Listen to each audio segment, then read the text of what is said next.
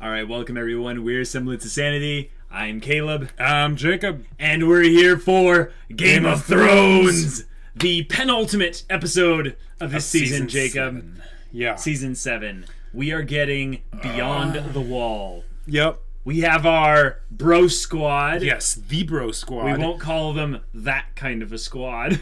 But but there's a lot of people are going to die. Yeah. Now, who has the most plot armor besides Jon? The Hound. Right, because we need Clegane Bull. Right. Other than that, Gendry. Gendry, yeah. Because they just brought him back, and it would be a dick move to kill him after. I see Thoros and Beric being the least covered in plot armor. Right. Beric definitely is going to die. The question is, will he come back? Now, this going beyond the wall thing is leading into one of our, theories coming into play here. Ice Drogon. So he could cover their retreat and sacrifices himself. Exactly. So when we envision how the series will end, it will end with dragon riders or single dragon rider, preferably at least Dany and Jon riding dragons, going up against the Night King on a dragon. A true song of ice and fire. Exactly. Now that's kind of the atypical ending for it. I think the non-atypical ending is that Bran is going to have his little screwery with the Night King because of his connection to the time and all that stuff. Yeah. Again, this is not my theory, but I am a huge fan of it since season 4 or something like that. But look it up if you hadn't. Bran is the Night King. It's a big deal. Yeah. So now that we have what we have so far, right? What do you predict this episode will mainly focus on other than the wall? Baelish is going to do some nefarious things and get curb stomped. Okay. I would love to see that. I would too. I don't really have any other predictions because the Cersei Jaime thing seems to be kind of fizzled out for now in terms of the plot, so we need to focus more on Jon and his squad, and then maybe a little bit on Dany. Other than that, I'm excited to go. So guys, we're hyped. Let's do this. How'd you keep your balls from freezing off? Got to keep moving, that's the secret. Walking's good, fighting's better, fucking's best. Yep. It's yours. It'd serve you well. Your children after you. Was that children after you thing a subtle remark about him and Daenerys? Oh, I totally think it was. Good catch. I don't give two shits about wildlings. Gingers I hate. You're kissed by fire. Just like you. Don't point your fucking finger at me. Oh my gosh! I have a beauty waiting for me back in Winterfell. Oh my god. When I get back there. Yellow hair, blue eyes, tallest woman you've ever seen. Almost as tall as you. Brienne? Brienne of Tarth. You know her? You're always Brienne of fucking Tarth. Well, not with her yet. But I see the way she looks at me. She look at you. And she wants to carve you up and eat your liver. You do know her. I want to make babies with her. Think of them. Great big monsters that conquer the world. How did a mad fucker like you live this long? I'm good at killing people. Best conversation! This is amazing. So what are you fighting for? Life. Death is the enemy. The first enemy and the last. Whoa. Dang. I'm the shield that guards the realms of men. Maybe we don't need to understand any more than that. Maybe that's enough. Yeah. Aye. Maybe that's enough. Whoa!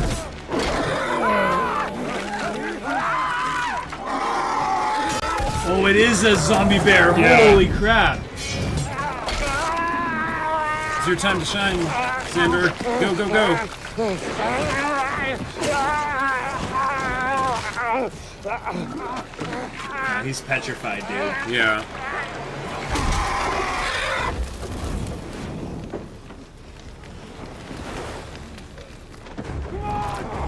Whoa! Here we go!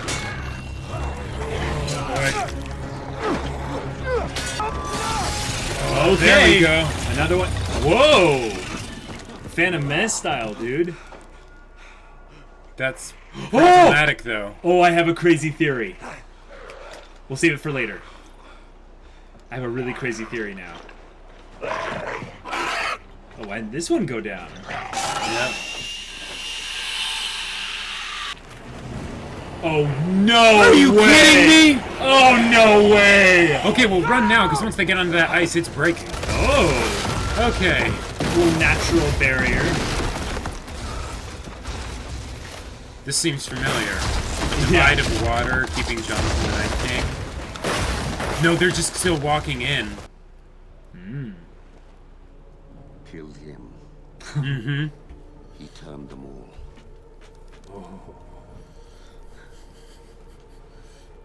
So what would you have me do? Nothing. Sometimes nothing is the hardest thing to do. That's true. Yeah. If you die, we're all lost. Everyone, everything. You told me to do nothing before and I listened to you.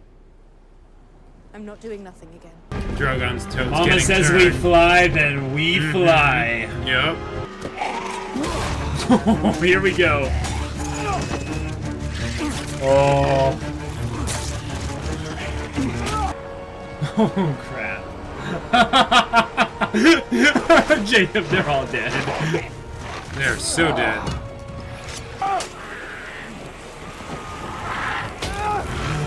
Oh. It was trying to burn the other one with its own fire. Tormund, no, Tormund! No way.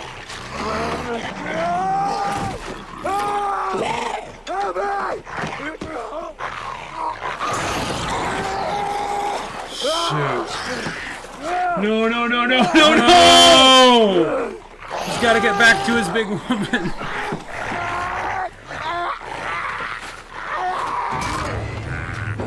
Yeah, that's right.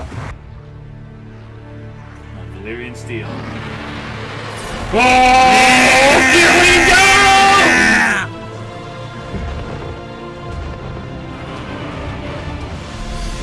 Oh my god. Oh yes. Oh yes. I have needed this. This is beautiful. More. And it's also forming a barrier because, you know, the ice is melting. Yeah. Yeah, very true. I wonder what the Night King is doing now.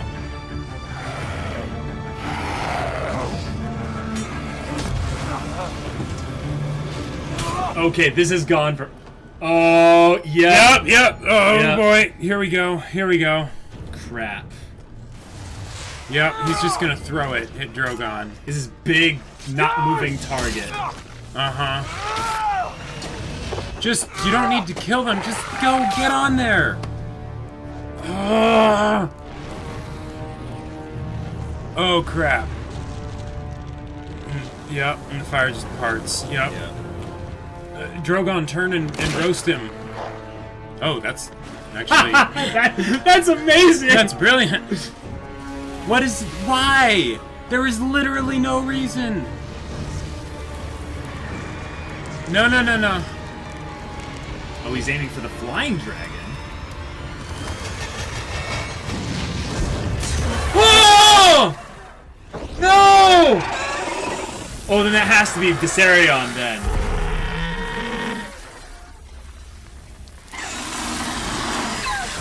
Oh!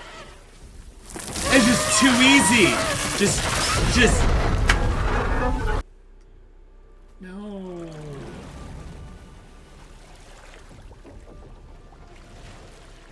Well, I didn't turn it. He's dead. That thing just went so deep. Its blood was spilling everywhere. Get out of here before he gets another one. Why are like? Now is not the time to dwell on what happened. Okay, Jacob, calm down. Go! Go now! Leave!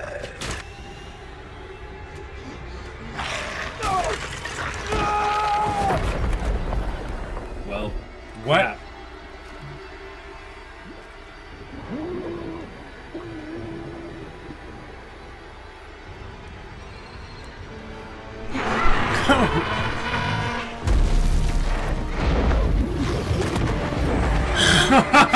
That the was wind awesome. buffets. Oh, no, crap. Oh, okay. No. No.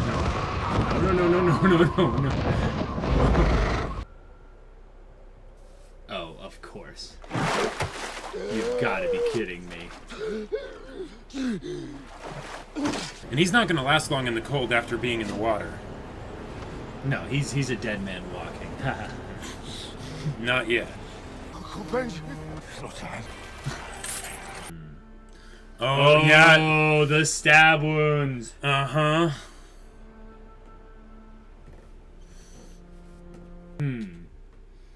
Guess who? I've been watching you sleep. You're a sexy, sexy man. And apparently he came back to life. Legit.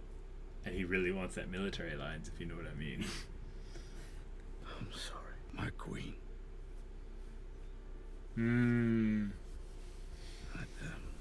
Oh. Bend the knee. Those who swore allegiance to you. They'll all come to see you for what you are.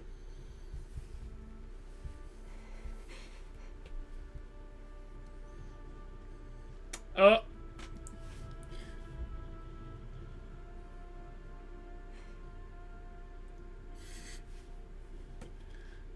I hope I deserve You do. Yep. Mm-hmm. Oh, Yep, crap. yep, It's happening. Yep. He's just going to go How to Train Your Dragon on it. So this is my theory, is making things go a little bit crazy here. They hinted at it twice. And the eyes are the kicker to it all. Yep. Yep. This is how they're going to end the episode, right here. Watch this. Oh, man. Okay. So, it wasn't Drogon, It wasn't Drogon, but but they did get a dragon. yeah, the Night King has a dragon. It hurts. Once that lance pierced It didn't the dragon's pierce, side, it tore it open. Yeah, It was almost gratuitously just Yeah. gory and blood everywhere. That felt like someone kind of took the knife and just went, you know? Yeah. It was painful. So I just want to say though, I loved the effect that the dragon was kind of bleeding fire. I it thought did that seem was to have awesome. that. Yeah. I thought that was just so cool. I thought of it almost as in that it was turning at that moment and the fire of its like soul was burning out. But Oh, you're right. sure. It was just the effect of its own napalm kind of spilling out of its mouth and maybe catching fire onto the sides of its body. Or Well, but something also like it had a that. hole in it, so if it was Yeah, like if there's pierced the fire lung, in the there. fire could become from For there, sure. but yeah. Oh, that's. Oh, okay. Well, that's a way to end an episode. Yeah, I was surprised so few like characters died. I really expected more. But I did too. I was expecting kind of a bloodbath. Yeah. But we kind of got that in the dragon. The dragon is kind of worth two characters to an extent. Right. I mean, we don't have as much of an emotional connection to the dragons without the connection that we have to Dany. Mm-hmm. So it's kind of like it's the hit to Dany that we feel Yes. more than the actual death of the dragon. No, I mean, I'm really upset that the dragon died, but I saw this coming from a mile Yeah. away. Like The fact that Thoros died, that's sad too. But it's more of a way to limit Barrick's ability to resurrect right. himself. Yeah, It's getting kind of, rid of that little plot point. there. Yeah, it felt a little bit safe in the plot direction this episode. Yeah. And it also felt a little bit melodramatic. Now, It did. I'm It really did. I'm one to rave about how awesome Game of Thrones is, but I'm also one to call it out for its Right. crap. We hold it to a higher standard. I'll hold it to a very high standard because we're big fans of the books, and this episode feels like an example of where the show can do some awesome things beyond the reaches of the books, but also do some not so awesome things when it's beyond the reaches of the books. Yeah. Particularly Arya and Sansa's Yep. stuff. It reminded me of like, you know how Ned talks to Arya at that one point, and he's yeah. like, you know, it's summertime now, so you can fight your kids, but when winter comes, winter we got to comes. stick together. Yeah. And here they're like completely ignoring that, And then Sansa is listening to Baelish when he's telling you, after I've made it so you don't trust Arya, which granted she didn't know that, but now that you don't trust Arya, send away your other person that can, you know, to kill an people for extent, you. what it is it's an emotion getting a hold of a couple of our characters here, fear and anger, two emotions in that respect. Yes. But what it represents for the story, is very much a point in which we've seen these two characters progress, right? Mm-hmm. And they've come to this point of maturity where they can see things from a broader perspective. Yeah. Sansa hasn't been played by Littlefinger in a long time now. To be fair, he has been kind of holding back a little bit, waiting for dangerous people to leave so he can do his kind of cowardly manipulation thing, which is just what it is, by the way. For those of you that are Littlefinger fans, I'm a fan of the character, but I'm not a fan of what he does, what he is, or what he does. Yeah, he's a slime bag. Yeah, he's pretty slimy. That's going to get opened up. Yes, I was sensing the double play, but by the way that they ended this, it's mostly there to just draw dramatic tension, right? So that they can have it happen in the finale. Yes, exactly. Which, to an extent, is good for television, but for a story, it's not good. No. It's pretty mediocre. Yeah. So, especially when you have something like Game of Thrones, where now we only have 7 episodes left. Mm-hmm. So they basically filled this episode with melodrama to advance the plot a little bit in a way that isn't as consistent as it would be for the characters. Now, there has been some build up to this in previous episodes within the season. But I'm looking at this from all the way back, like multiple seasons ago, and how this has kind of brought us to this point. I feel like this season hasn't done Arya and Sansa's character in particular any justice. Nope, it hasn't. They kind of tried to start it off on a high note by having Arya kill, all the Freys and stuff. And that was awesome. And having Sansa also telling Baelish where to shove it. But now I'm sure you'll say something clever, Lord Baelish. But now she's listening to him again. Where was that? I feel like this is, at best, regression. Yes, it's just simple character arc regression. Yeah. At worst, it's something that GRM might be a little bit cringed by. Like, I could see him not wanting to watch this show at this point. I mean, I'm assuming a bit much. I'm assuming a bit much. But I do not see this happening this way in the books. And I'm not a book purist, guys. I really want you to hear me out here. I just feel like their characters are better than this. Well, and here's the thing. So Game of Thrones does an amazing job of building up to things, right? Yes, it does. An amazing job. Now that we're getting close to the end, I want to see all of it concluding over a long period of time. We're not going to get the long period of time necessarily. Yeah, but what we can see is conclusions that make sense within the broader context of the story. What they're doing is they're creating new context in order to have it make sense, which is not good storytelling. Yeah. It's okay storytelling, but for Game of Thrones, okay storytelling is bad storytelling. Yeah. We're past the petty conflicts, right? We're getting into the point where it's Armageddon, and all that stuff. And that doesn't mean simplify the story by like cutting out subplots. Right, but what that does give us the opportunity for is to have the characters set their goals in such a way that puts them kind of thinking about the future. I'd say if anything, Sansa was doing a decent job of that, mostly up until this episode. Arya, in a sense, was actually the one that wasn't thinking kind of in character last episode. Yes. And I was able to kind of excuse it because I was sensing some kind of games that were being played. Now I don't think that there's necessarily games being played. It's just that this is how they're writing her for the season. But but I am hopeful because where they left it off makes it seem like Arya is like, okay, she's giving her the dagger, like you can hold on to this. You know what I can do. Now I'm gonna go do what I do. Right. One of the things that I could see her doing kind of impulsively in a good way is just going and killing Baelish. And then taking his face. Oh, Arya sees what Sansa needs to have happen, but isn't willing to have done. Exactly, because then she would Sansa, take the dagger. She doesn't need to kill him with the dagger. I mean, it'd be fitting. I think it would be fitting. I think because she didn't take the dagger, there's a pretty decent chance she won't kill Littlefinger. Or maybe that was the message saying, I'm gonna go kill him. He's not going to be needing this anymore, and I won't be needing it anymore because I will be Littlefinger, and I've already given that dagger away to someone else. That would be sickeningly genius. If she kills Baelish, takes his face, kind of uses this to their advantage, kind of sister power, you know? Yeah.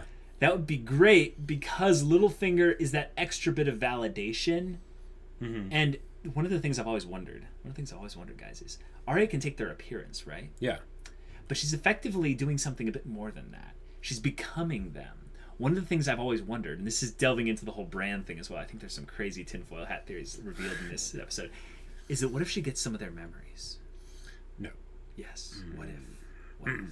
What if? Okay, now here's a... Why not? Why not? Well, why do you immediately dismiss that?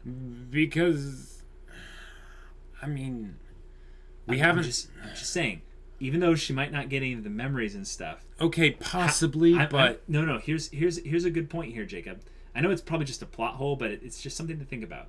Walder Frey, she summons all the most important men. Yeah, that's... How does she know who all of them are?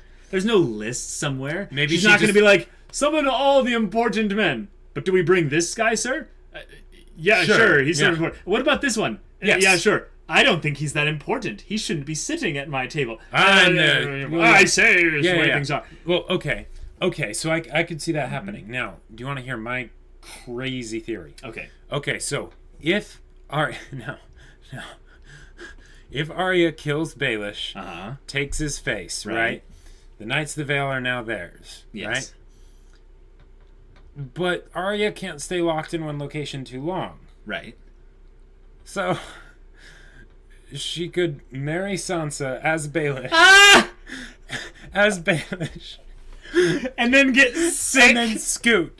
And then just scoot. Yeah. Yeah. Just disappear. Scoot, disappear, go somewhere else, kill somebody. And it would be sick irony because Baelish would still end up marrying Sansa, but it wouldn't be him because he'd be dead. Oh, that's so genius. I don't know if they're... I don't think they have time for that. I don't think they're actually going to do that, but that would be so amazing if they did. Jacob, I am 100% on board with this. So what this means, though, if they did this, would be that Littlefinger was able to do... Littlefinger wasn't able to do what Arya was able to do with just a few minutes with his body. Like Littlefinger's been working for this, his entire life. Not exactly this, but, basically to marry Mama Stark, and in his mind, Sansa is Mama Stark now, Catelyn. Yeah. But Arya just needs a few minutes to be like, we're going to make this happen. It's like, isn't this incest? Shut up. We're not actually going to do anything. We're just going to do the ceremony. You have the men. It's over. We're done. Boom. Out. Yeah. That would be hilarious. I don't think they're going to do that. They're not. But I really... But if they did, I would love it so much. I haven't heard anyone ever come up with that theory. Guys, if you know of anyone that's ever come up with that theory before... post it in the comments, because if not, we just created it. That was hilarious. I'm sure someone out there has created some sick fan theory like that, but they were more focused on the fan fiction side of things. If we're going into fan theory territory, I want to bring up a scene that happened pretty early on. I want to talk about their discussions and stuff where they had the different character combinations. But that part where the Whites die because the White Walker near them dies. Yes. Okay, so here's the thing. If we suppose Bran is the Night King, right? How is he raising all the dead and controlling them? With his warging powers. The eyes. No, think about it. Yes. The eyes, mind control, and all that. It's warging. It's a Night King ice zombie version of warging. It's the exact same thing as far as anyone's concerned. It's just en masse. That's almost the only thing different about it. And the eye colors is different. Blue. So different. Guys, I'm telling you. And the reason why that this White Walker dying means that these other ones were no longer animated was because he was actively warging. He was actively warging to an extent. What it could be is there's kind of a chain where the Night King is warging into all the White Walkers, who then warg into the Whites. Okay, sure. So that would work too, but if not, it forms a very clear understanding as to what the Night King's powers are. Sure. There's an element to it where it is warging, but it's also the ability to reanimate things that have been dead through the warging power. So it's just next evolution stage of warging. And always, I've thought the warging power, if you think about it, is very much a dark side power. It's not a good guy ability. Well, mind if you think control about it. tends to be, especially when you're overriding It tends their to be, actual consciousness. but even in the books, when they kind of make the distinctions between the old gods and the new, Bran's power is greatly connected to the weirwood trees, right? Yes. Because the three-eyed raven. But that's more connected to the children of the forest and all that stuff. And the Night King. Yeah, and the Night King by extension, which is the old gods and stuff like that. So that power has a similar branch of connection already. So it's not too much of a stretch to say that this is extra evidence for Bran being the Night King. Oh no, not at all. Because it works to working. Yeah. And then the whole thing with the dragon at the end is same thing. Yes, absolutely. One thing I was a little bit surprised by is how little we got to see from all the different perspectives. Like, we didn't see any of Jaime or Cersei this episode. Raise! I was so glad that we didn't waste time with that anymore. We'd spent so much time in the season. Okay, yes, with them. We had, absolutely. Like, let's be done for a while. We're gonna have a talk at the end. Sure. We'll get plenty of time there, but let's get some action in the north, please. I was a little bit disappointed just because now it seems a bit less likely that Cersei will die in the very next episode. And I was right. Maybe I was right. Probably. Guys, if you don't know, if you're just tuning in to we our have an reactions, ongoing slap bet. A very much ongoing slap bet. And his slap bet is he believes that Cersei will die before the season ends. Yes. And I believe she won't. To be fair, when we made the bet, Cersei was getting a lot of screen time, so it seemed like they were progressing her story very quickly this season, almost like they were bringing it to an end. To be fair, I have watched the show more times and more episodes and all that than he has. That's true. So I feel like I'm able to understanding read of the pacing. how the story flows. Yeah, because they've done that quite a bit, where they'll have the second to last episode just be like somewhere completely different. They have. Like Watchers on the Wall is a great example of that, where they just focus I was just everything thinking of on one area. Rip you grit. But yeah. Okay, well, the conversations, the bro squad having their spats, some of those conversations were gold. Oh, absolute gold. Absolute. Tormund and the Hound stands out as being just supremely amazing. Thank you, Dan and Dave. That was so not something you took from like future knowledge of the books. And it was so good. And his comment to Gendry of like walking, running, fighting, walking. He's like, but there aren't any other people around you. He's like, you gotta make do or whatever. I think he made the distinction about you won't find many women north of the wall or something like that. He's like, you make do with what you can. And Gendry's like Gendry had this look of like stranger danger. Like he just realized he's the most physically frail person there, and he's like, I wouldn't be able to stop this guy. And then how long are we on this expedition? I'm surprised he protested so much when they're like, we need to have you go send a message back. And he's like, no, I want to stay here. With Tormund? Oh, okay. No, I'm just kidding. That wouldn't happen. But I loved it when him and the Hound were talking, and Tormund started talking about Brienne, and he's like, wait, you mean Brienne of Tarth? He's like, you know her? He's like, she chose you, or she's with you? He's like, well, not right now. Not yet. He's like, well, the children will make together. They'll be huge. Big and strong, will conquer the world. He's like, how did someone as dumb as you survive this long? Pretty good at killing people. That's literally all the people in Game of Thrones who survived this long are pretty good at killing people. Yeah, like think about it. That's a good skill to have in it's a really world good like skill. this. Or to get other people to kill people for you. I still say Baelish has been alive way too long, and he should have died like last episode. But that's just me. I think if Baelish, we get the Arya becoming Baelish and marrying Sansa thing, I will. To be fair, Jacob, even if everything doesn't work out with Winterfell, one of the things they could be leading up to is the futility of all the machinations and the political scheming. No, seriously, Jacob, think about it. No, let me finish this thought.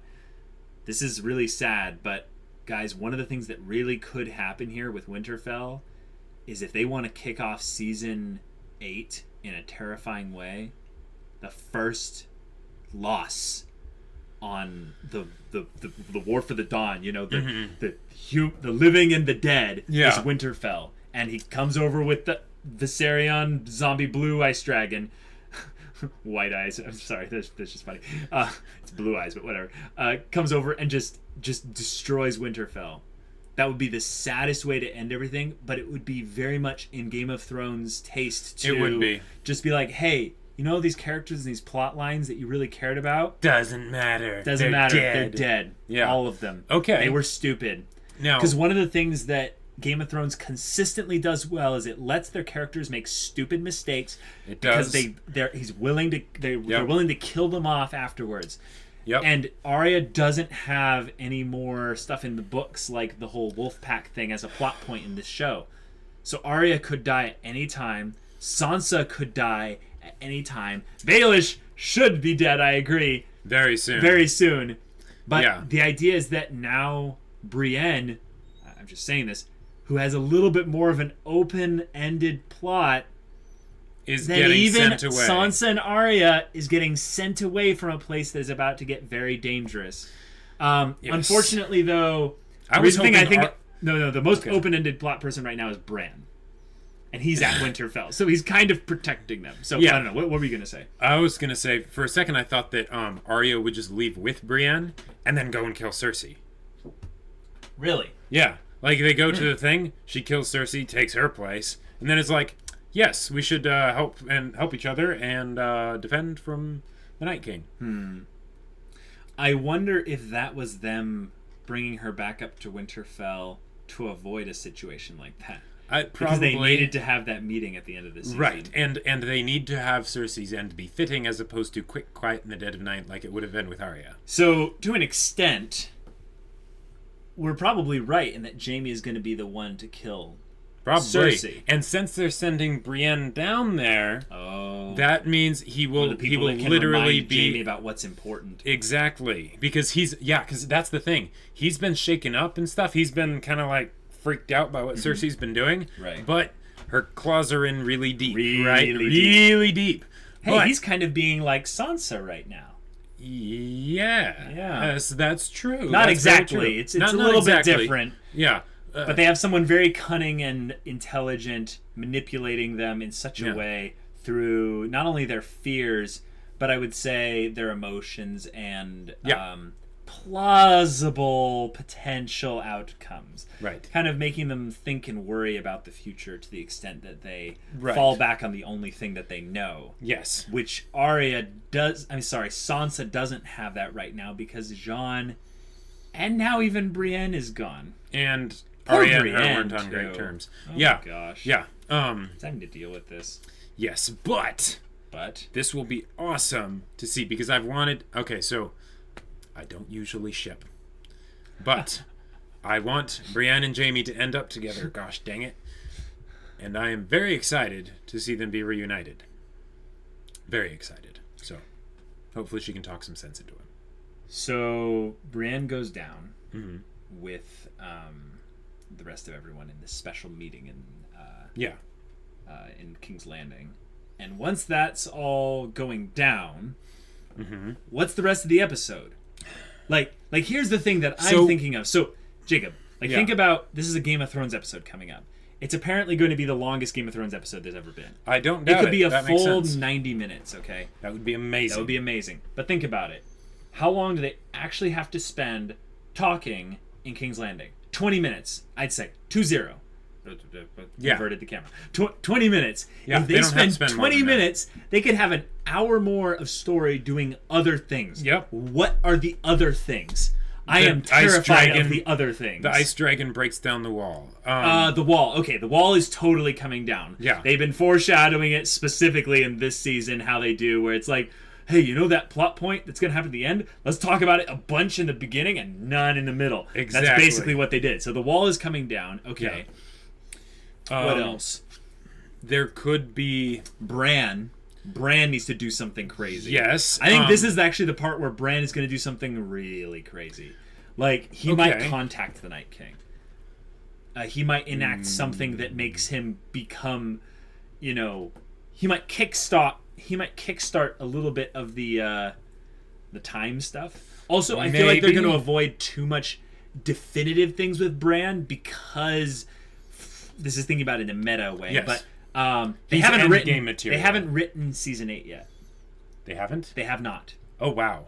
Okay, so then let's think about it this way. So what that means is that Bran is not going to do anything crazy that forces them to write it a certain way. Right. That also means that they need to wrap up all the mini arcs that they've introduced this season. Euron being a primary runner-up, right? Euron, he's not season 8 material. He's not. I really appreciate kind of more where they had him in the books than they did in the show. He has a horn, for those of you that don't know, in the books that could potentially control dragons. And there's no reason for them to bring it up in the show.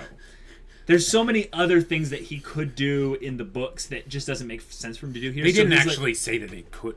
Some people believe. Some people believe, Jacob, but you know what George R. R. Martin was with legends and stuff like that. He made the Children of the Forest and ice spiders. Yeah, and but all these... he did tons of other stuff too. Yeah, but that was one of the ones that I felt he was being a little bit.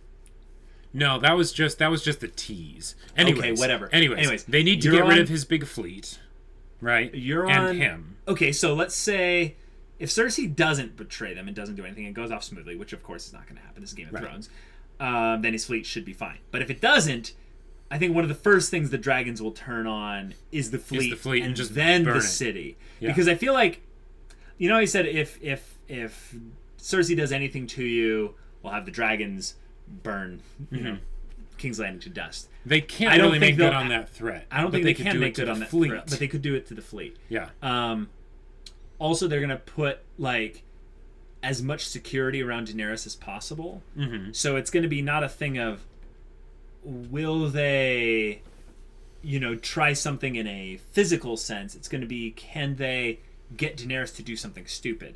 Okay, yeah, And that makes a lot more sense. That's kind of a Tywin Lannister kind of thing. Right, and they talked about that in this episode. Right, so what is the thing that they could do to get Daenerys into a corner and have her do or say something stupid?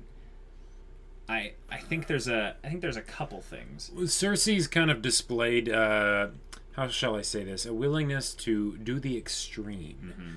So I would say there's almost no use predicting. Like, there are so many things that she could do to make Dany lose her cool. Oh no, I'm not talking about what Cersei will do. I'm talking about what's the stupid thing Dany will do. Oh, what? Like think of it this way. There's a couple things that you can do. You can do the thing where you get your opponent, like Dany, to say something that kind of incriminates them, that basically puts her to be the villain.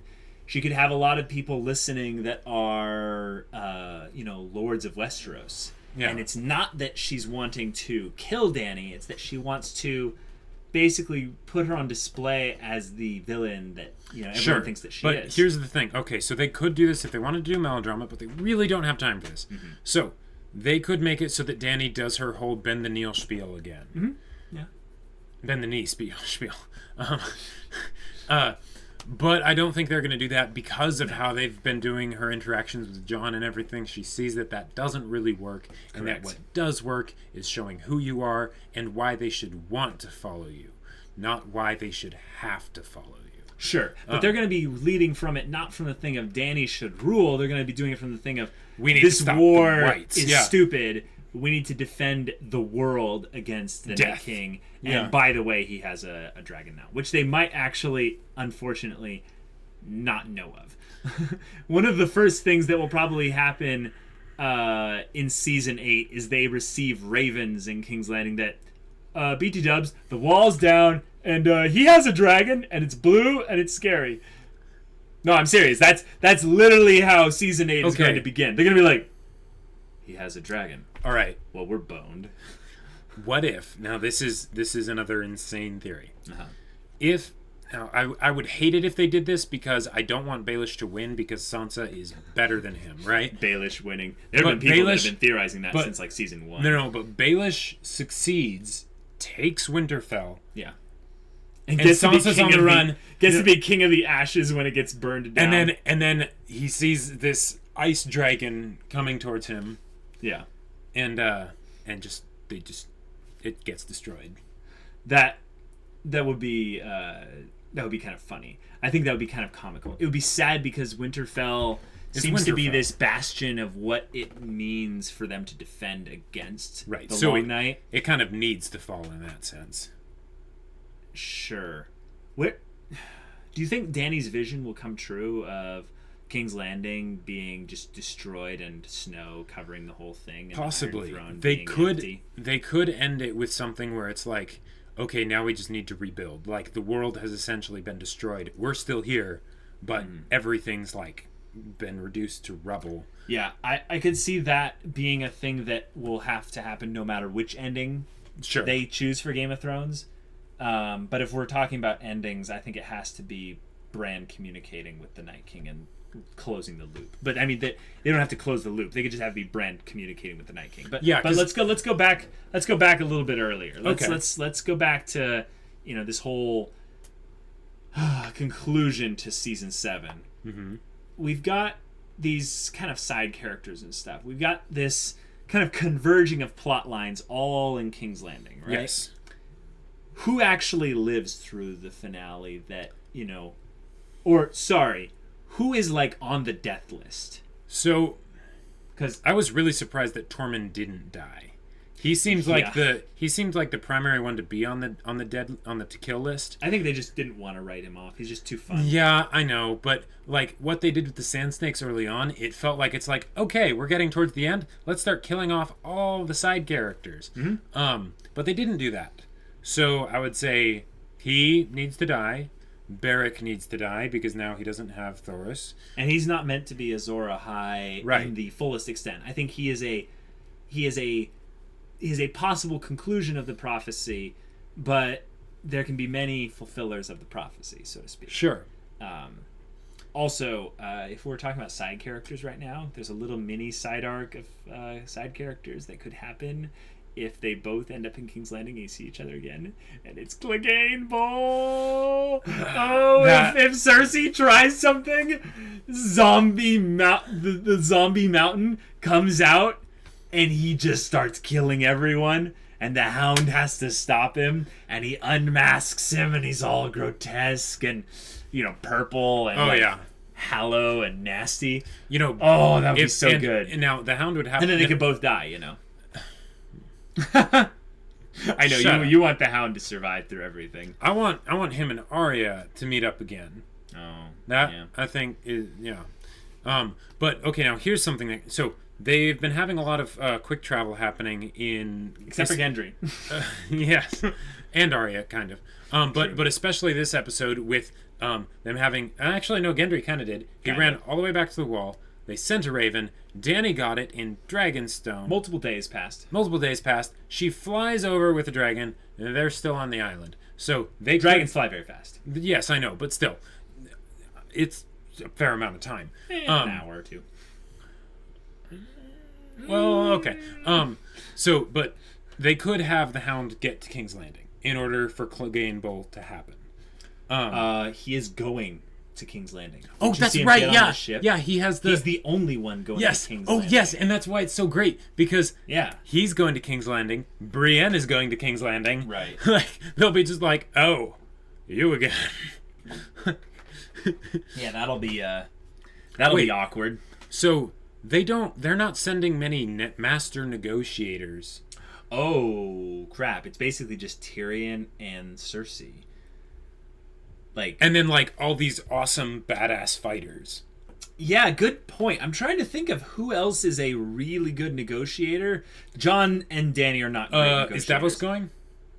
Yes. Davos is pretty much the master negotiator. I would say Dany is a good negotiator, but she is not a great negotiator. Right. It's basically just Cersei and Tyrion, which I think is it's appropriate. Maybe they could send Lyanna Mormont. Lyanna Mormont, best. I think that would direct negotiator. She doesn't Exactly. follow up pretty well. Cersei would appreciate her. I think she'd be like, "You're my enemy, and I want to kill you, but I like you." But I like you. Yeah. I think Lyanna, unfortunately, was used kind of a bit, just kind of as that one character who sparked a meme. You know, just Yeah, she didn't really. Which is unfortunate. She's a side, like a super side character. Super side character. But So as far there's as not much you like can do, but- screen time and quality, that. They gave her at least 2 lines this season, so Yes. that's fine. That's true. But if everything's ending here in King's Landing, yeah. there's just more time. There's just so much more time left. What else could they do? Like, could there be a battle at King's Landing? I could see that. You know how futile this all is, though? Yeah, I know. Because imagine there is a battle. Imagine, it like, doesn't Dany matter at all. dies. They're not. I'm just saying, imagine everything goes really wrong, Jacob. Okay. This is the perfect lead-in to where we're all depressed for 2 years as we wait for Game of Thrones Season 8. Because, think about it. Okay. We've got this kind of foreshadowing that if you want a happy ending, if you think this has a happy ending, you haven't been paying attention. Yes. You have to lead up to a not happy ending in order for it to, really be a That's not happy true. ending. And since this next season is going to be the end-all be-all to it, 6 we need episodes to only. we need to lead into it with Strong, like literally massive things could happening. not get any worse. Right. Um, It's basically the Empire Strikes Back effect. but like times cancer. Yeah, exactly. So we With have had a undead dragon zombies. die, and that is not the worst thing. I think The the worst thing wall is- coming down is a huge part, though, Jacob. If you Yeah, think about it that's from true. the standpoint of what it means, But- Westeros is done with the wall Yes. coming down. Okay, but here's the thing.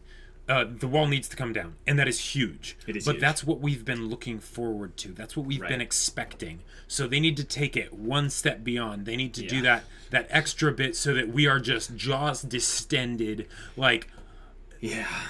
just speechless, right? Right. So the wall is coming down, What do you think it's going to be?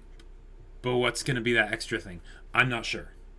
I know. I was I don't actually know. going to say, I have no idea. And I could come up with so many theories, but there's been a bit of chaos to the writing of this season, but to its credit, it is leaving me with this palpable sense of dread in that I actually don't know a single thing about how this meeting is going to go down other than they're actually going to succeed in bringing the zombie Right. to King's Landing, showing it, and Cersei could be like, cool, you have a dead man. I do too. She brings out the mountain.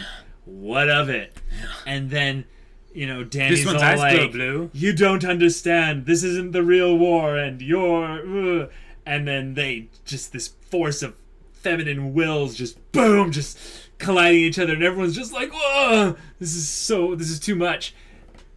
And then just things go wrong. And then Jaime's like, you have a great point. Let's do what you Oh, said. you think it could happen here? So Jaime's You convinced. can do it, Cersei Jaime. is crazy. You can do it. To an extent, Jacob, it would make sense for them to kill Cersei here. It would make sense just almost as much as it would make sense to kill her later.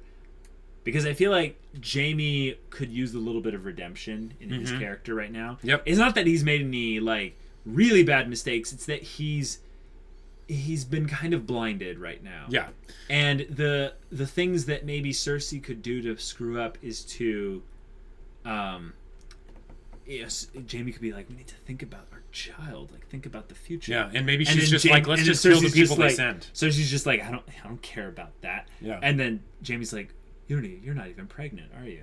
Sure, yeah. Yeah, they could slip something. up that. Yeah. There's a couple things they could do. There are a lot I of didn't things think they could about do. what could Cersei do to screw it up.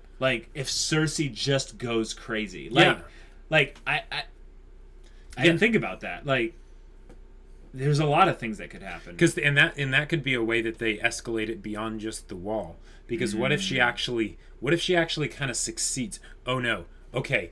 There's still a lot of wildfire If they left. don't have any actual real negotiators there, is Dany actually planning on going to King's Landing? Of course. Okay.